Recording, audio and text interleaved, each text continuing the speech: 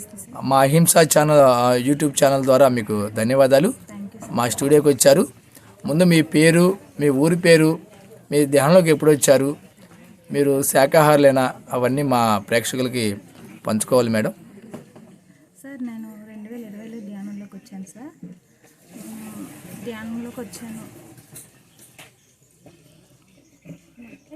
చెప్పండి. ధ్యానంలోకి వచ్చాను సార్. ఇంకా ధ్యానం గురించి మీ పేరు, మీ ఊరి పేరు. నా పేరు జ్యోతి, వైజాగ్ అండి మాది.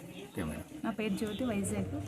అసలు ధ్యానం గురించి చెప్పాలి అంటే చాలా చాలా చెప్పాలి. బ్యూటిఫుల్ అయిన అనుభవం ఇది. నా లైఫ్లో నేనేనా అని నాకే తెలీదు. ఈ ధ్యానంలోకి వచ్చిన తర్వాత చాలా అద్భుతంగా నా లైఫ్ మార్చుకున్నాను. చాలా చాలా చాలా ఈ ధ్యానానికి ఈ కృతజ్ఞతలు చెప్పుకుంటున్నాను. ఈ అవకాశం ఇచ్చిన మీకు కూడా థ్యాంక్ యూ సార్. మేడం మీరు ధ్యానం ఎంతసేపు చేస్తారు మేడం? నేనే సార్ 3 hours దాకా చేయగలను సార్. కంప్లీట్ మొదటి నుంచి చేసేవాళ్ళు అట్లా అన్ని గంటలు నుంచి కాదు సార్. నేను స్టార్టింగ్ అయితే ఒక హాఫ్ అన్ అవర్ నుంచి 1 hour, 1 hour నుంచి 1.5, 2 hours, 3 hours అలా చేస్తాను సార్. అంటే మీరు చదువుకునే కాలేజీ నుంచి మెడిటేషన్ నేర్చుకున్నారా? లేదు సార్, తర్వాత నేర్చుకున్నారా? నేను 9th class చదివాను.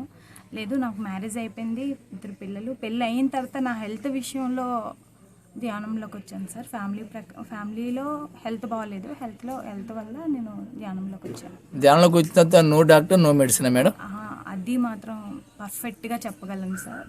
అసలు నా హెల్త్ ఎలాంటిదంటే నా పిల్లలు ఏమైపోతారా, నేను ఏమైపోతానా అనే భయంతో ఉండేదాన్ని సార్ నేను అసలు. ఇంకా నాకంటూ ఒక దారి కావాలి, నేను ఈ మెడిసిన్స్ వాడలేను, తర్వాత ఈ హాస్పిటల్లో ఉండలేను, నా పాప చాలా చిన్నది, నా పాపని మిస్ అయిపోతానేమో అని చాలా చాలా నేను ఏడ్చిన రోజులు ఉన్నాయి సార్.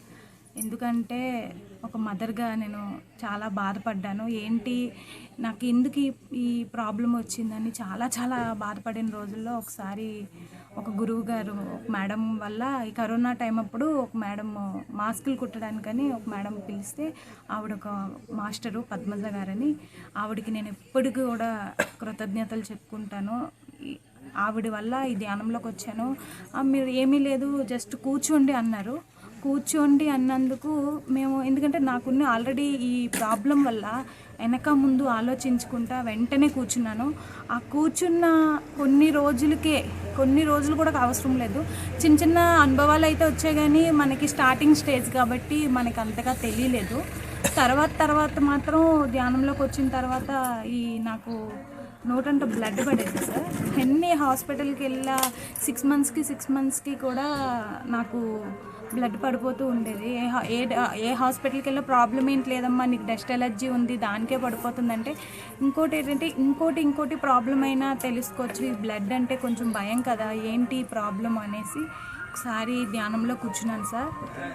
ధ్యానంలో కూర్చునేటప్పుడు ఎవరో తెలీదు, ఏదో చేస్తుంటే నాకు అప్పటికి కూడా దీనివల్ల అంత అవగాహన లేదు కాబట్టి ఏంటో అనుకున్నాను. తర్వాత నేను ధ్యానంలో నుంచి బయటకు వచ్చేసిన తర్వాత ఈ లెన్స్ దగ్గర మొత్తం చాలా పచ్చి పుండులాగా ఏదోలా ఉండేది.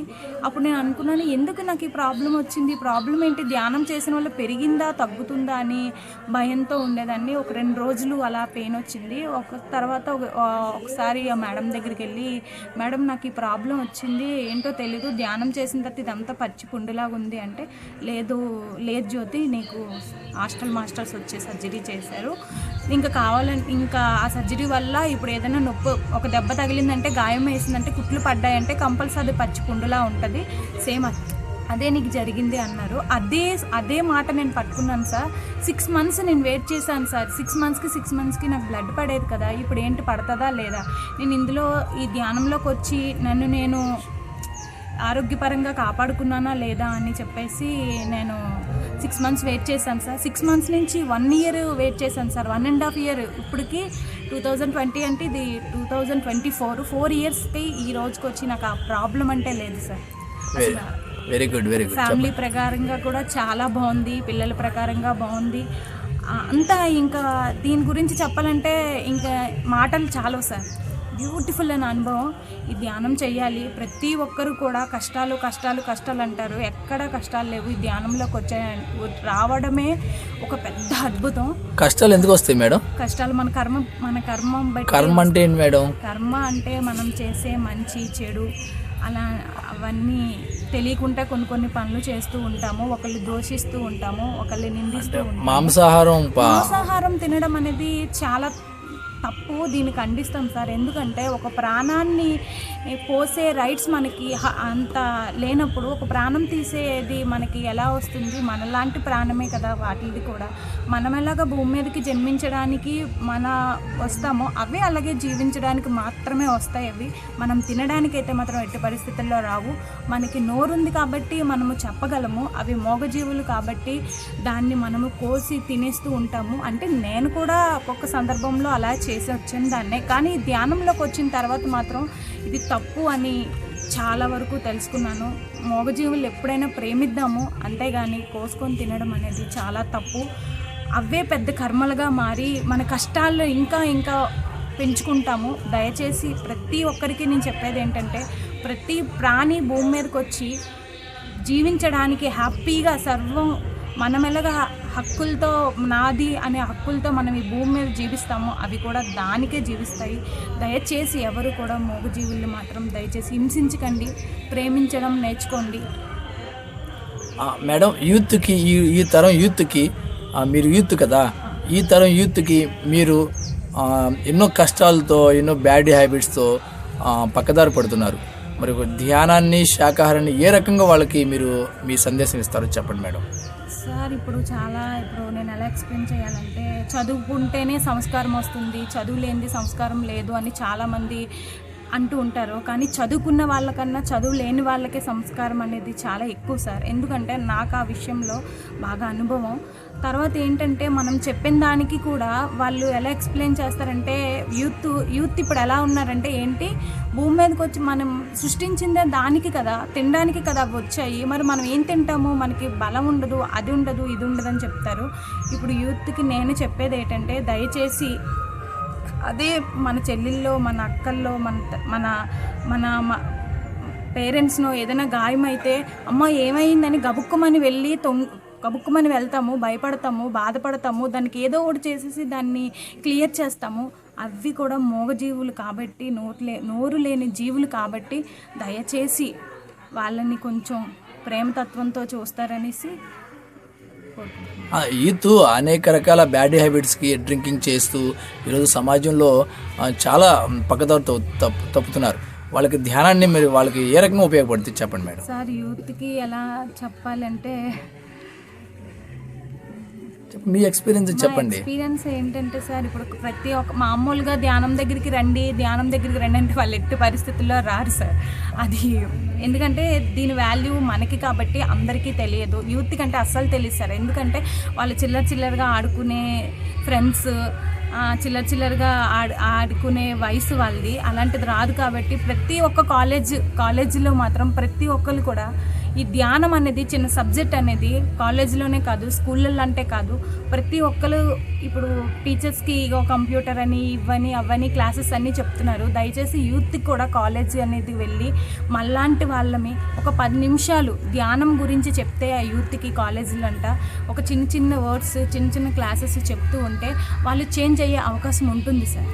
అది నా ఫీలింగ్. అది ఓకే మేడం. మాంసాహారం పాపాహారం కదా, మీరు తెలియక తిన్నారు. మరి ఇప్పుడు పుణ్యాలు శాకాహార ర్యాలీలు కానీ అట్లా పార్టిసిపేట్ చేస్తున్నారా మీరు పాపాన్ని కడుక్కుంటాకి? ఏమన్నా ఎన్ని ర్యాలీలో పాల్గొన్నారు మేడం? నేను అంటే సార్, నాకు కిడ్స్ సార్, చిన్నపిల్లలు. ఓకే, నాకు కిడ్స్ చిన్నపిల్లలు. దానివల్ల నేను మహా అయితే ఒక 3 times 2 times ఇప్పటికి 4 times అనుకోను సార్.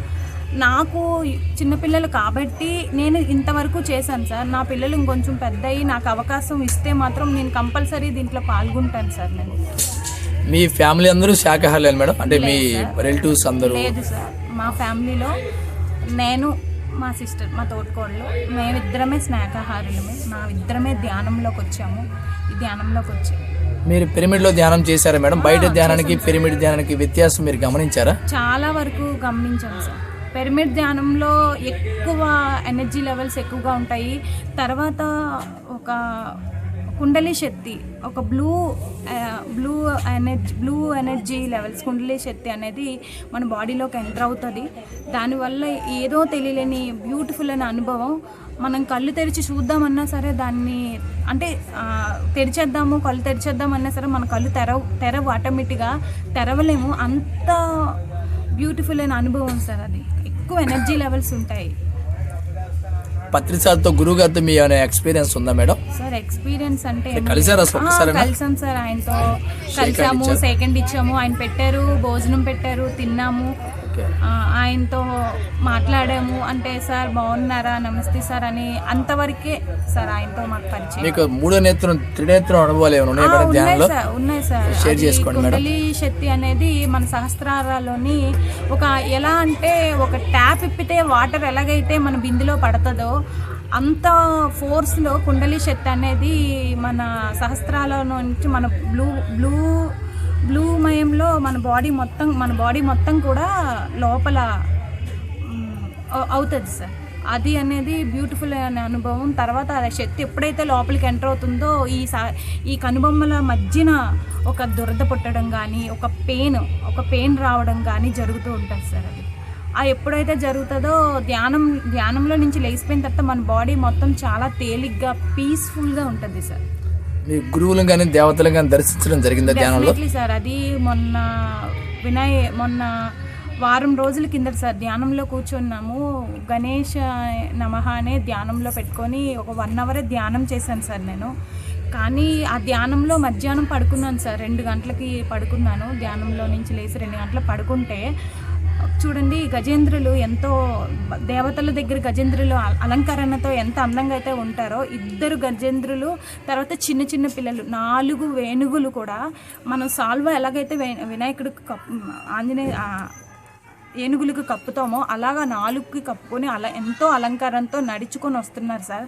నడుచుకొని వస్తుంటే ఆ ఏనుగుల వెనకతల ఒక వినాయకుడు అనేది ఎంత ఉన్నాడంటే సార్, అది నా 4 yearsలో ఇది భగవంతుడి దర్శనం అందుకున్నావా అని అంటే డెఫినెట్లీగా వినాయకుడి దర్శనాన్ని నేను అందుకున్నాను సార్. అంతున్నారు సార్ ఆయన. ఎంత ఉన్నారు అంటే ఇలా చూడడానికి కూడా సరిపోలేదు.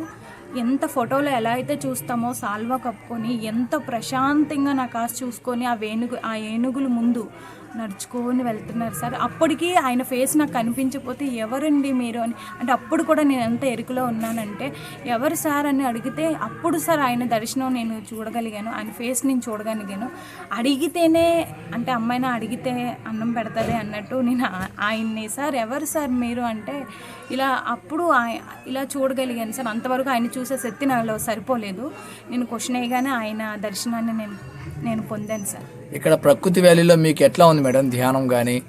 సార్ ఇప్పుడు ప్రకృతిలో ఇప్పుడు మేము వెళ్ళిపోదాం అనుకుంటున్నాం సార్, కానీ ఇప్పుడు వెళ్ళబుద్ధి వేయట్లేదు, అంత బాగుంది. ఓకే, ఇక్కడ భోజనాలు అరిటాకు భోజనం కదా మీ ఎక్స్పీరియన్స్? భోజనం అంటే సార్ మన ఇంటికాడ తినే భోజనం కన్నా ఇక్కడ తినే భోజనం చాలా ఆయుర్వేదం, ఏ రకంగా అయినా సరే చాలా చాలా బాగుంది సార్. భోజనం మాత్రం ఎంత బాగుందంటే భోజనం అంత బాగుంది sir. Okay, thank you madam. మీరు మా అహింస ఛానల్ స్టూడియోకి వచ్చి మీ యొక్క అద్భుతమైన జ్ఞాన సందేశించేందుకు ధన్యవాదాలు. మా అహింస మెడిటేషన్ ఛానల్ సబ్స్క్రైబ్ చేయండి, మీ బంధుమిత్రులతో సబ్స్క్రైబ్ చేయించండి madam. Thank you madam. Thank you sir, నాకు ఇంత అవకాశం ఇచ్చినందుకు మీకు కూడా థ్యాంక్ యూ.